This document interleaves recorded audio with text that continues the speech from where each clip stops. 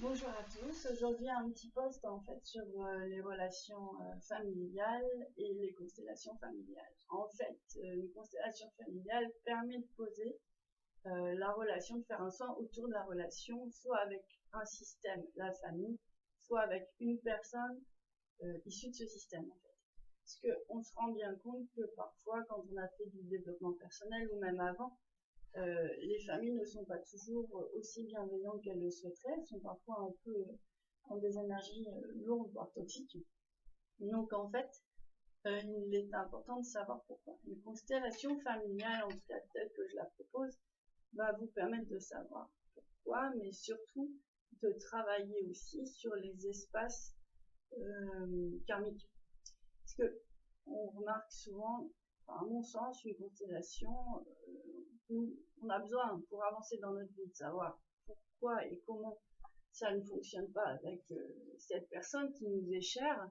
En plus, sous le principe de l'amour inconditionnel, ça va être souvent quand on a des lourds karmas à libérer, on va souvent nous proposer nos pires ennemis avec le rôle de nos parents, nos frères et sœurs, et c'est pas qu'on veut pas les aimer, mais c'est que derrière il y a toutes ces rixes et ces mémoires karmiques qui font obstacle en fait à l'harmonie en fait.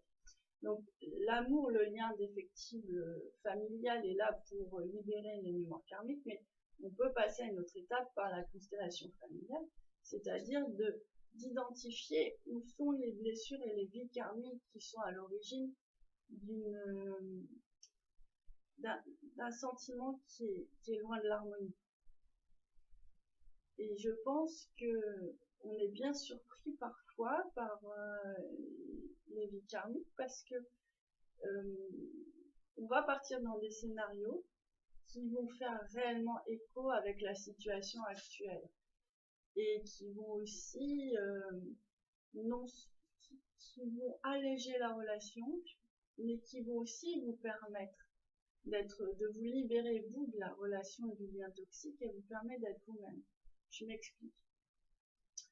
Par exemple, vous avez dans cette vie-ci une maman et vous sentez que vous l'aimez, elle vous aime et la relation est compliquée et vous sentez que tant qu'elle sera là, vous ne pourrez pas prétendre à une vie amoureuse.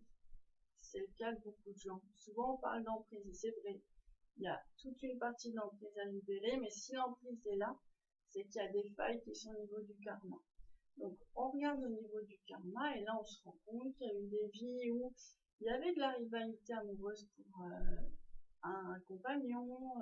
Donc forcément, c'est cette rivalité-là qui veut pas dans la mémoire, c'est si vous gagnez, elle perd. Ça va être des vies aussi, on n'en a jamais qu'une, hein. Des vies où on a été mariés plusieurs fois ensemble avec des scénarios de violence conjugale en fait, ou des scénarios de possessivité. Donc en fait, dans l'inconscient du karma, la personne qui tient ce rôle-là, elle veut pas vous laisser partir. Elle a encore la sensation d'être mariée femme avec vous, que vous lui apparteniez.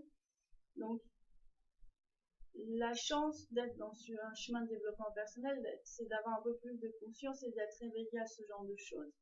Donc on a du coup la responsabilité pour trouver la paix de faire le travail pour les deux parce que l'autre n'aura jamais l'idée d'aller travailler de cette manière-là sur le lien en fait. Donc on peut constater que tant qu'on n'est pas dans l'amour inconditionnel, car l'amour inconditionnel en fait lui libère de toutes ces mémoires, qu'elles soient karmiques, actuelles, des entités familiales aussi, ça ce sera l'objet d'une autre vidéo.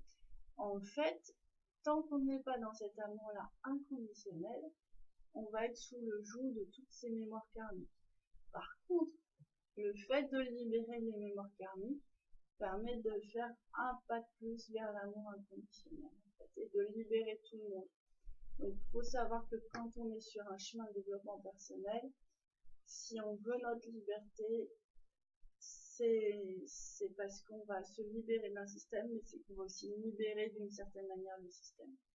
Donc il faut le savoir, c'est un travail qui est Ben voilà, c'est un travail qu'il faut faire dans toutes les dimensions, qui peut paraître parfois un peu lourd, mais c'est le seul prix du bonheur, de la liberté, de l'éveil. Et si on vous a permis de vivre tout ça, c'est que vous avez les ressources pour le faire, et ça c'est indéniable, et il faut jamais l'oublier.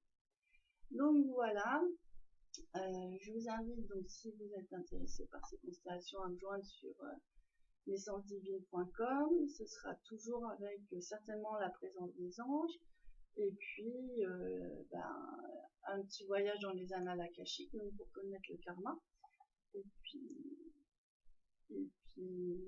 démarrer sous de nouvelles bases.